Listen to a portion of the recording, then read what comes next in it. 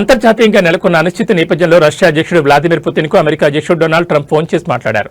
Iran యుద్ధం, చమురు సరఫరాలో అంతరాయం, మధ్యప్రాచ్యంలో ఉద్రిక్తతలు మొదలైన విషయాలపై ఇరువురు నేతల మధ్య చర్చలు జరిగినట్లు రష్యా అధ్యక్ష కార్యాలయం క్రెమ్లిన్ వెల్లడించింది. ఇద్దరి మధ్య దాదాపు గంట పాటు చర్చలు జరిగినట్టు తెలుస్తోంది. ఉక్రెయిన్, రష్యా, అమెరికా త్రిముఖ చర్చల గురించి కూడా ఈ సంభాషణలో ప్రస్తావన వచ్చినట్లు సమాచారం. యుద్ధం కారణంగా తమ మిత్ర దేశమైన ఇరాన్ భారీగా నష్టపోతున్నట్లు పుతిన్ ఆందోళన వ్యక్తం చేశారని క్రెమ్లిన్ వెల్లడించింది. ఇరాన్తో జరుగుతున్న యుద్ధాన్ని త్వరగా ముగించేందుకు చర్యలు తీసుకోవాలని ట్రంప్నకు పుతిన్ సూచించారని తెలిపింది. యుద్ధం ముగింపునకు తీసుకోవాల్సిన దౌత్య చర్యలపై కొన్ని ప్రతిపాదనలను ట్రంప్నకు పుతిన్ సూచించినట్లు రష్యా విదేశాంగ సలహాదారు యూరీ ఉషాకోవ్ తెలిపారు. ఉక్రెయిన్, రష్యా యుద్ధం గురించి కూడా ట్రంప్, పుతిన్ మాట్లాడుకున్నట్లు యూరీ ఉషాకోవ్ తెలిపారు. ఉక్రెయిన్తో యుద్ధం ముగింపై అమెరికా ప్రతినిధులతో జరుగుతున్న ద్వైపాక్షిక చర్చల గురించి కూడా ట్రంప్, పుతిన్ మాట్లాడుకున్నారని పేర్కొన్నారు.